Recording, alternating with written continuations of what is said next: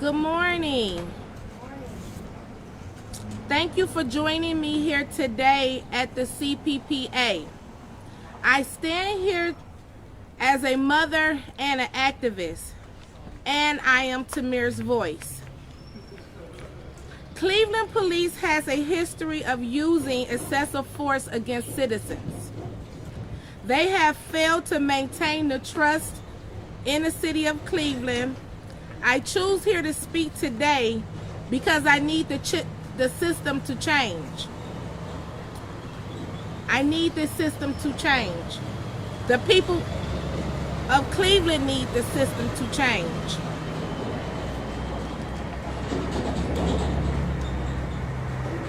I am at the police union today to make an important delivery to Jeff Farmer, the president of the CPPA. He is the man who has been leading the movement to reinstate Timothy Loman, the police officer who murdered my son. Today, I have over 170,000 signatures from people across the country who are fed up with the CPPA attempt to bring Lomas back to the force. This officer has been deemed unfit by top law enforcement officials, but for some reason, Jeff Farmer wants him back on the Cleveland streets. Even through these petitions mention Timothy Loman by name, he is just one of the officers who is part of a larger systemic problem.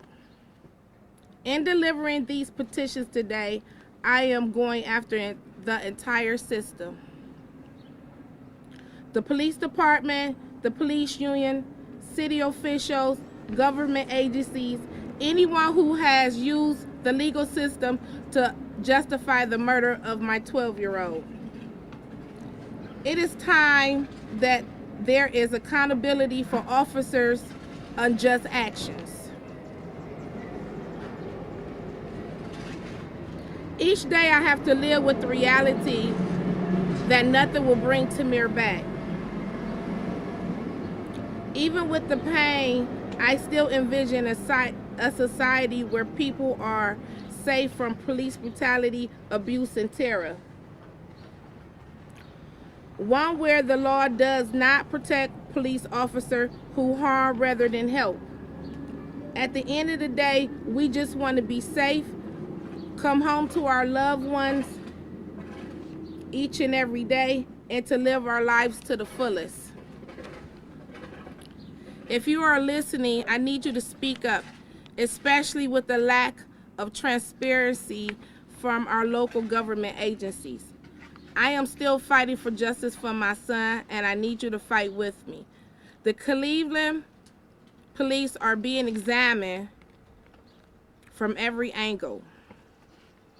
We are in the middle of a reform process to change how they operate.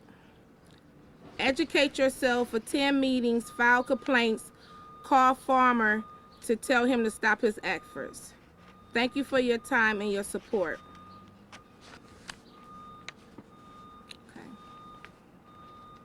What does the petition say? Well, is it right here? Okay, is it right here? It says, to stop advocating for the hiring of law. Well, basically, it says to stop advocating for the rehiring of Timothy Loman. This is a dangerous and radical. Yeah, he is very dangerous and reckless, and even one of his deputy supervisors from Independence said that nor time or reform can actually help this man. So this is what the deputy officer supervisor said in Independence. And we don't want him back in our community on our Cleveland streets. I don't think it'd be safe for the city of Cleveland nor the residents. How long did it take you to gather the signatures? Well, I say about maybe 2 months, maybe. Yeah, about 2 months. And I'm grateful for Change.org and Move On for believing in me and assisting me with this. Oops. Let me get off of this. You said they came from all over the country. Yes, ma'am. How many states and where mostly? I would want to say maybe the West Coast and all over. It's some international signatures. I mean, all over. I'm telling you. I was surprised that we had 170,000 in just 2 months. So, I mean, people from all over, out the country. Yeah. They're still signing with probably. Yeah. I know that Change.org and Move.org still have the petitions up for me. So, we could be up to 200,000 as of right now. Yes. Yeah. Thanks to my team working very tirelessly and things like that. What's your thought on the fact that the union says because he was a police officer, they have to represent him? Well, I do know that that is part of their job, but in this situation, Timothy Loman was fired for lying on his application. How are we going to trust him in our community if he's lying on the application? But he did not get murdered. I mean, he didn't get fired for the murder of my son. He got fired for lying on his application. So I just don't think that Jeff Farmer should be advocating for a liar, let alone a murderer. We can't trust him. Yeah, absolutely.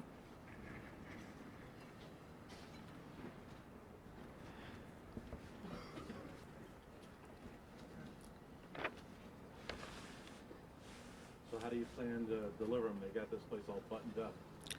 Well, Jeff Farmer told us to bring him here when we were at accountability meeting on last Tuesday. We tried to deliver him then, but he refused them. So he told us to bring him here. So we're here.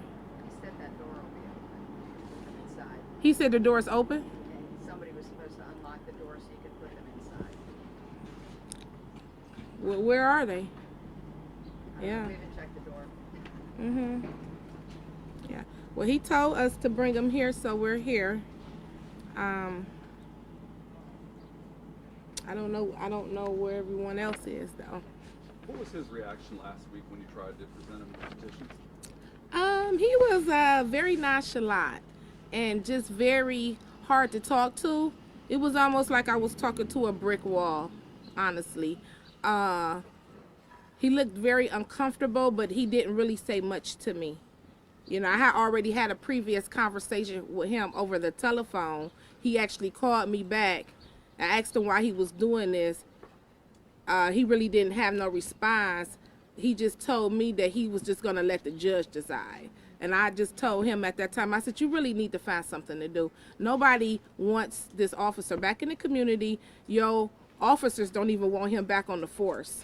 So that didn't get anywhere with that private conversation. And I'm sure he had me recorded, but it's fine because I didn't say anything. You know, I just want to know, what are you doing here? How are you supposed to be a part of police reform and you're on a commission and that's not a good fit for the community? So basically I asked him last Tuesday to resign from being a police, being on the commission, because it's like a conflict. How you gonna be advocating for the police when we're trying to reform Cleveland on a better note? So I asked him to resign because I just think he's playing both sides and he can't do that. He shouldn't be allowed to do that. You know, so, you know, if nobody's listening and watching, you know, I am. The letters of support. Okay. Just tell them who. Okay, yeah. So I have some letters of support. One support is Nikki Antonio, State Senator. I have a support of Councilman Bashir Jones.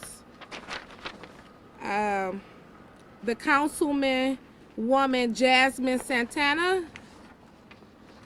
The support of Northeast Ohio Young Black Democrats. The support of Cuyahoga County Progressive Caucus. I have the support of Case Western Reserve. Timothy Black, Social Justice Court Director. Also letters of support from the ACLU of Ohio Foundation. Supports from Carroll, Ohio.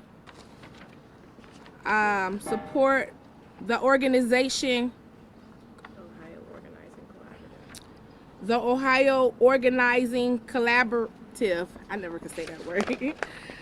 The Ohio Student Association, and that's it for now. But I'm sure it would be many more down the line. People are actually scared and terrified if Timothy Loman becomes, if he gets to become a police officer back in the city of Cleveland.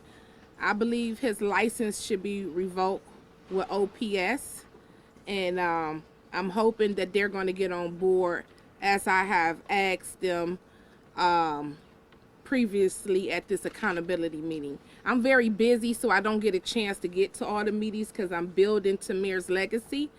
I'm building the Tamir Rice Afrocentric Center, so I'm truly busy with a lot of projects all over the world. But I would like to see some change in the city of Cleveland, and I will not stop until there be some change in the city of Cleveland. So I'm here, as tireless, overwhelming, emotional that this process is. I should not have to still be fighting for this man not to be a police officer in the city of Cleveland. He is a danger. He's a danger for the state of Ohio. So, and any other community that accept him, he's a danger. So, yeah. So, they're open. Okay. Thank you. Jeff's not here, but I can take your boxes. Okay, thank you.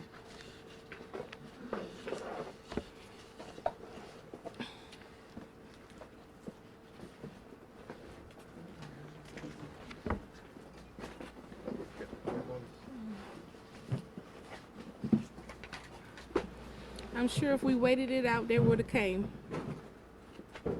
Sometimes you just gotta wait, huh?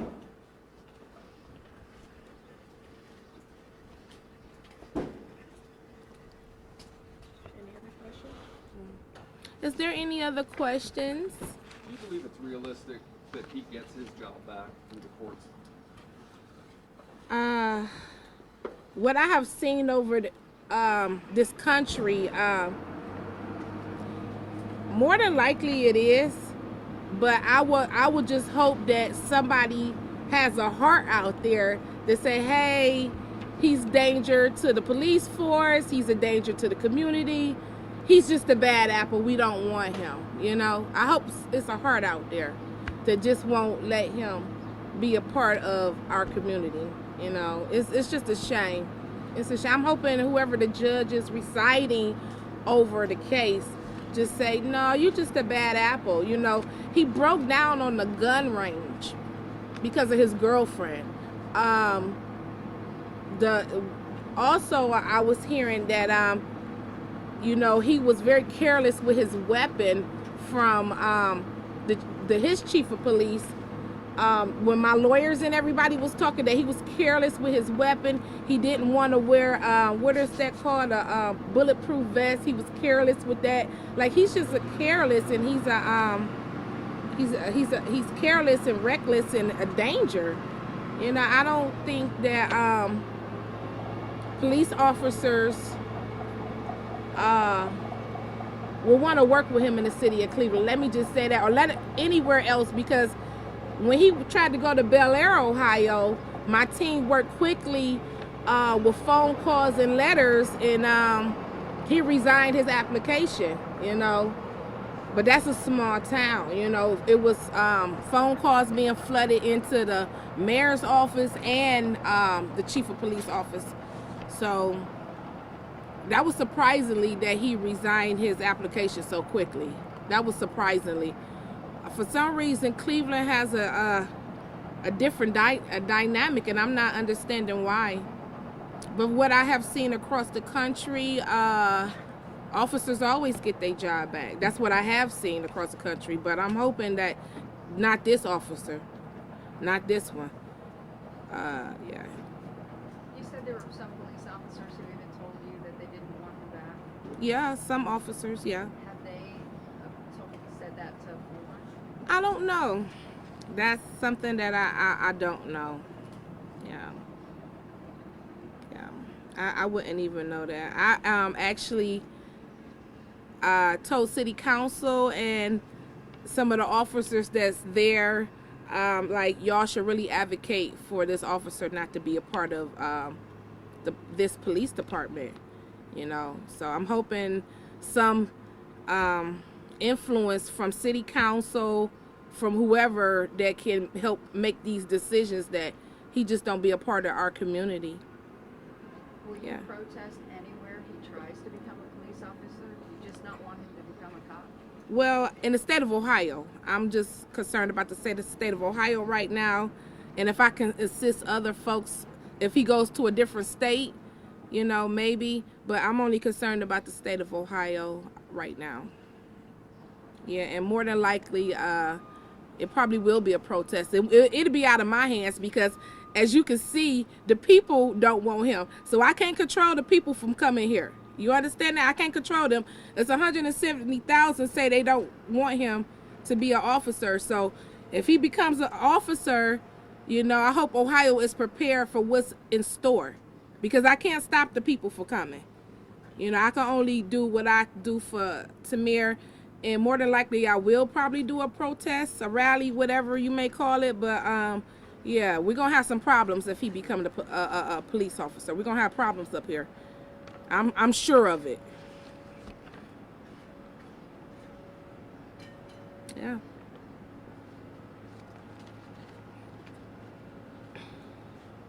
Is there any other questions?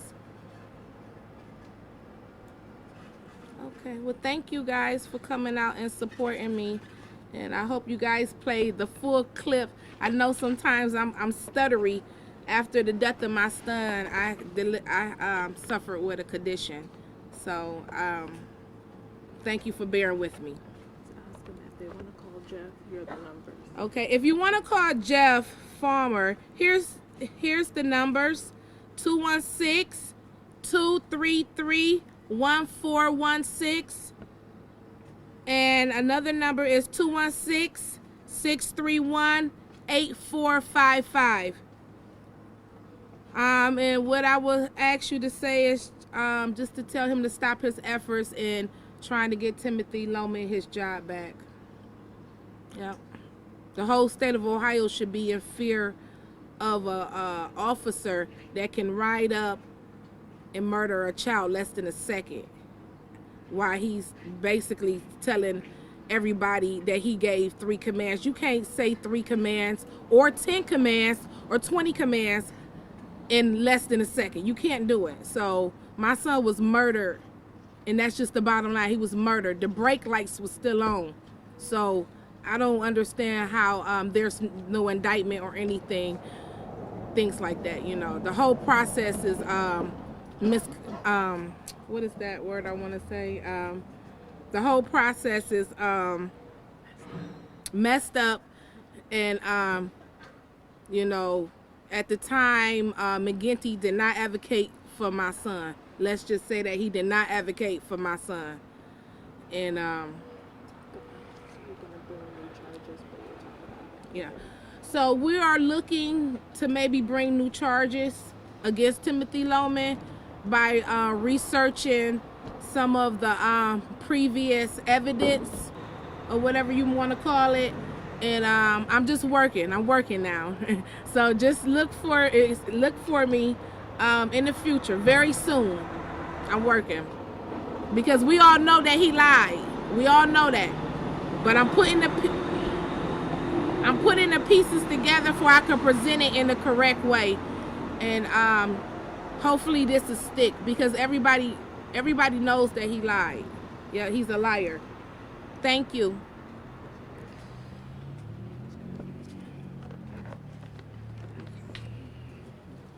Did you take all of them in? Okay. Okay, great.